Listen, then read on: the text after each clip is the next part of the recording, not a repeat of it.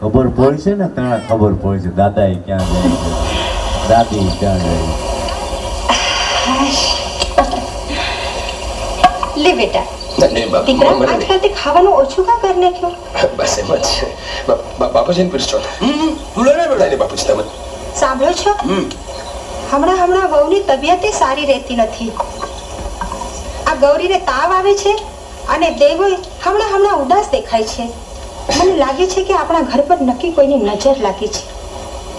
તમે કહેતા હો તો આપણે ચંડી હવન કરાવીએ, જેથી મારા મનની શંકાનું સમાધાન થઈ જાય. અરે મારે પૂછવાનું શું હોય? જો બેટા તું આજે જ બધા સગા સંબંધીઓને કેવડાવી દે ને હારોહાર ગોળ મહારાજને બોલાવીને ચંડી હવનનું મુહૂર્ત કરાવી દે.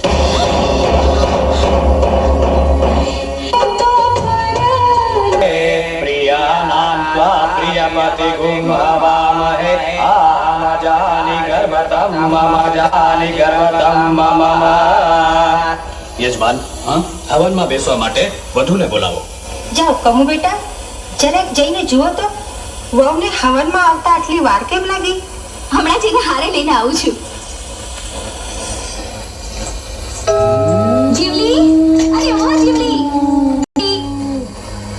અરે હું કરે છે તું? આ ક્યાં નીકળાવું છું? હમણાં તું નથી તને? અરે કઈક તો જવાબ આપ. શું થયું છે આને? આ કઈ બોલતી કેમ નથી?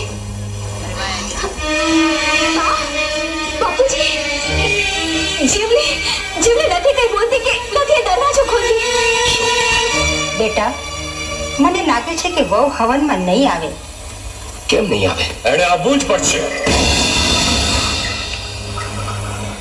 પધારો યોગીરાજ, બિરાજો. હું બિરાજવા નહીં, સિદ્ધનાથના આદેશથી આવ્યો છું. અમને કઈ સમજ્યા નહીં યોગીરાજ? હમણાં જ બધું સમજાઈ જશે. તમે હવનની આહુતિ શરૂ કરો.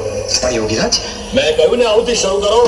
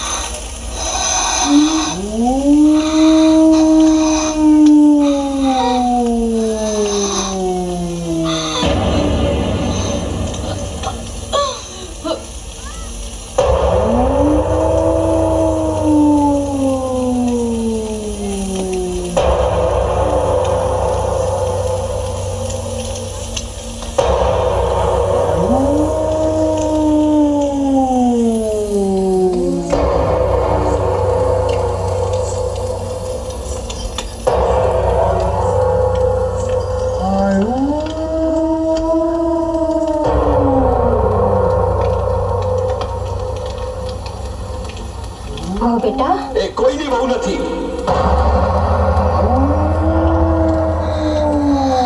એ તો માત્ર એક પવિત્ર આત્મા છે.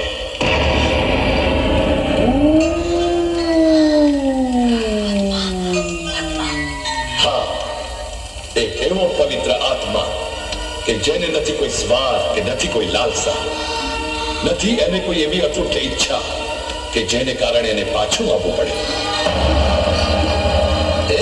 છે પોતે આપેલું પ્રીતનું વચન નિભાવવા.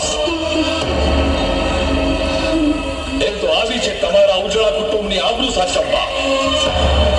એ તો આવી છે બે કુટુંબને એવો દિલાસો આપવા કે એના વગર પણ તમારે જીવવું પડશે.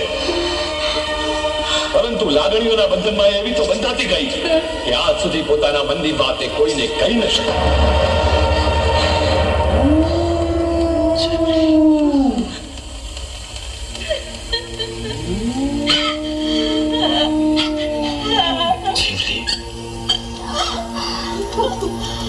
આવડી મોટી ઘટના તે તારા દેવડાથી છુપાવી.